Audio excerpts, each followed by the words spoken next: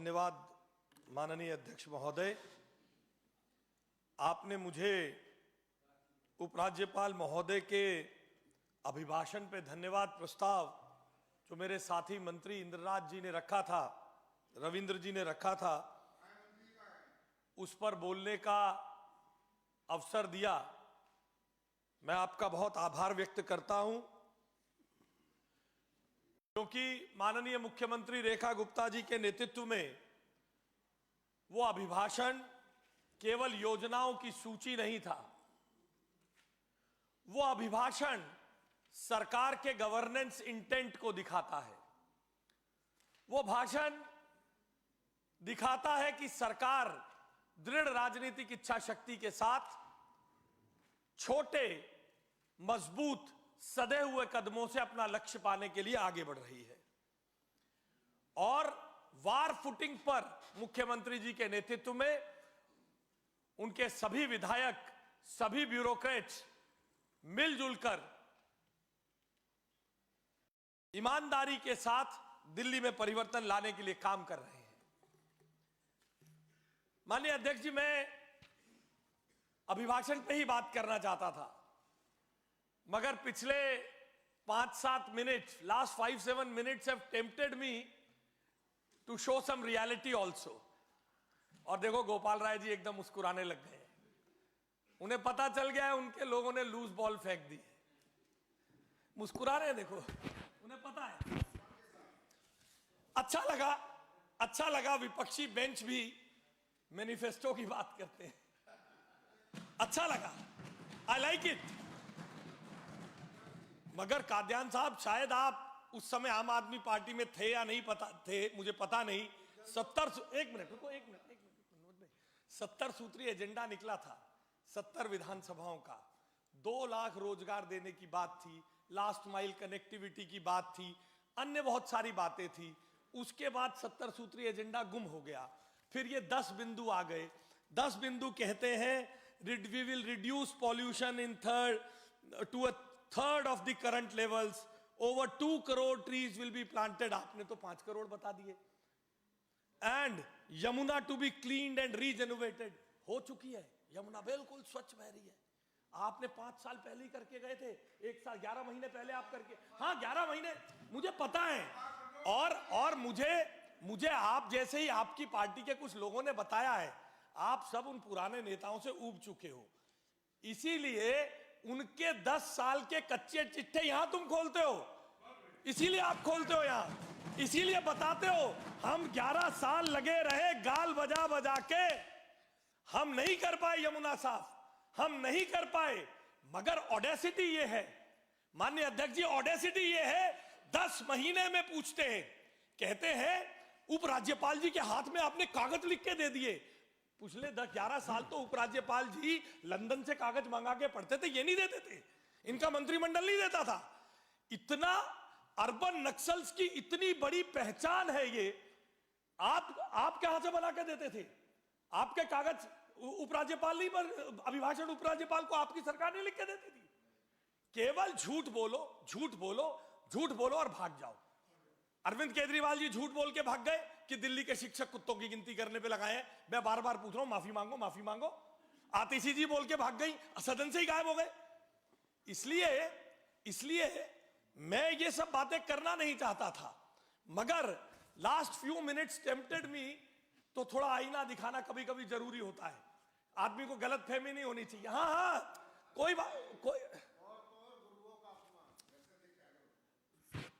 मैं तो देख के आता हूं, मेरे को तो सामने भी दिख रहा है, आपको दिखाना जरूरी है साहब।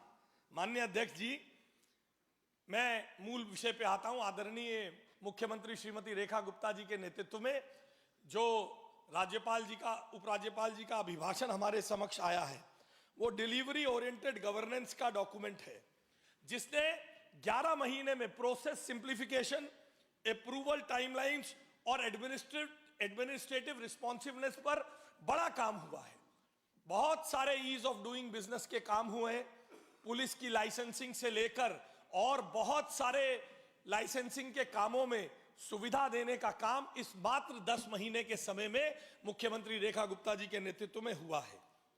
पिछली सरकार में बहुत समय तक बहुत समय तक जे क्लस्टर्स और स्लम्स को, झुग्गी झोंपड़ी स्लम्स आदि को वोट पाने के लिए अपनी पीआर चमकाने के लिए इस्तेमाल किया जाता था। आदरणीय अध्यक्ष जी, वो भी कालखंड इस दिल्ली विधानसभा के सदन ने देखा है, दिल्ली विधानसभा के पटल पर देखा गया है, जब ड्यूसिप का बजट उन झुग्गी झोंपड़ी जिनके नाम पर आज राजनीति करते हैं, जब फेसलिफ्ट करना होता है, अपने शीश महल को छुपाना होता है, अपने शीश महल दिल्ली और चंडीगढ़ वाले को छुपाना होता है, तो झुग्गी झोंपड़ी की बात करने के लिए आ जाते हैं। दिल्ली ने देखा है ड्यूसिप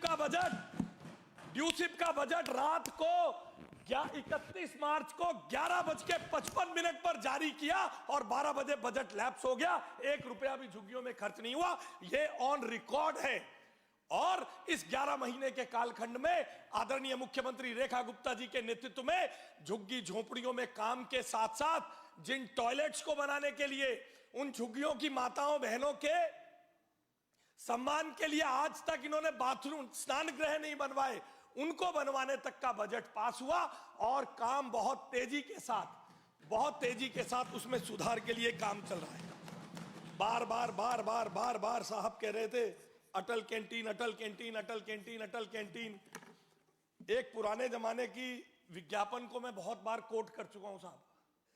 एक पिक्चर में दिखाया था चश्मे बद्दूर में, उस जमाने में चलता था, आपके जमाने में खासतौर पे तेरी कमीज मेरी कमीज से सफेद कैसे, तो ऐड में दिखाता है वो पान खाते हुए थूक देता, ले तेरी गंदी कर दी। ये वैसे लोग हैं, ये किसी की सफेद कमीज देख नहीं, किसी के बसते हुए घर को देख ही नहीं सकते। अटल कैंटीन आपके पास 11 महीने थे, आपने बहुत बड़े बड़े वादे किए थे। 11 साल, अरे चेक कर रहा था हरीश जी, आप जाग रहे हो नहीं जाग रहे? थैंक यू, नहीं तो ये फिर मीम बनाने लग जाते हैं। हाँ, बेरोजगार को रोजगार, बस तो मैं माफी चाहता हूं अध्यक्ष जी। तो अटल कैंटीन आपके पास 11 साल थे, सेवा कार्य आप कर सकते थे, आपने भी सेवा की, आपने बड़े बड़े ठेकेदारों की सेवा की, पीडब्ल्यूडी घोटाले के नाम पर आपने बड़े बड़े से शीश महल बना के सेवा की, आपने भी अपने तरीके की सेवा की, कोई बुराई नहीं, आपने अपने तरीके की सेवा की। मगर हमने इन 11 महीने में 25 दिसंबर से लेकर 8 जनवरी 2026 तक प्रतिदिन क्रमशः, अध्यक्ष जी मुझे यह सदन के पटल पर बताते हुए खुशी होती है, 25 दिसंबर को 17,587, 26 दिसंबर को 20,821, 27 को 25,000, 28 को 25,000, 29 को 25,000, करते 6 तारीख को 27,000, 5 तारीख को 27,000, 7 तारीख को 27,000 प्लस, 8 तारीख को 27,000 प्लस, 3,76,779 लोगों ने हमारी इन अटल कैंटीन पे भोजन खाया है। मैं आपसे बहुत अच्छा, आप लोग बहुत अच्छा कर रहे हैं, आप केवल गालियां देते रहिए, खूब ढूंढिए, जाकर ढूंढिए, यहाँ थोड़ा सा खाना गिरा रह गया, ये करिए, बहुत अच्छा करिए, खूब करते रहिए, और हम उस पे नजर हटाकर अपना काम करते रहेंगे, क्योंकि हम सेवा के लिए चुन के आए हैं। और ये जो उपराज्यपाल जी के अभिभाषण में ये बात बताई गई, इसके कारण दिल्ली की जनता के जीवन में जो परिवर्तन आया है, जो छोटे छोटे कामगार, छोटे छोटे मजदूर अकेले अपने घरों में रहते हैं, उन्हें खाना बनाना पड़ता था, पहले खाने की आग का साधन करना, बनाना, एक मजदूर को जाने से पहले फिर वो बेचारा 2 पूरे दिन का खाना बना के रख के जाता है, उसको 2 वक्त का गरम खाना, पौष्टिक खाना मिलना आपको पचेगा नहीं साहब। आप तो शीश महल में खाने वाले हैं, आपको कहां अटल कैंटीन का शीश महल का दरवाजा देखा था? टीवी में एक बार दिखाया था गोपाल जी, पता नहीं आपको बुलाया नहीं केजरीवाल जी ने, जाओ खुल जा सिम सिम, ऐसे खुल जाते थे दरवाजे, किचन के दरवाजे ऐसे दिखाए, आप गए थे, ऐसे खुल जाते थे। तो इसके अतिरिक्त कौन सा विचारों देखे तू क्यों भेजा? हाँ मेरे को तो अच्छा, इन्हें भी नहीं दिखाया,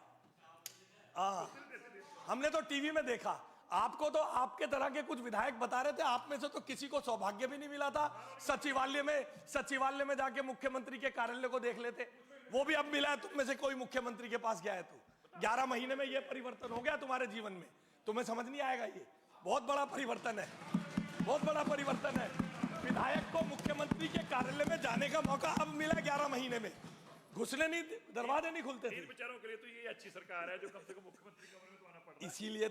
इसीलिए तो ये बार बार आके कहते हैं, सारी पोल पट्टी खोलते हैं, ये चाहते हैं उनकी रिटायरमेंट में आप इनका सहयोग कर दो। इसके अतिरिक्त माननीय अध्यक्ष जी, मैं बस 2-4 मिनट में अपनी बात समाप्त करूंगा।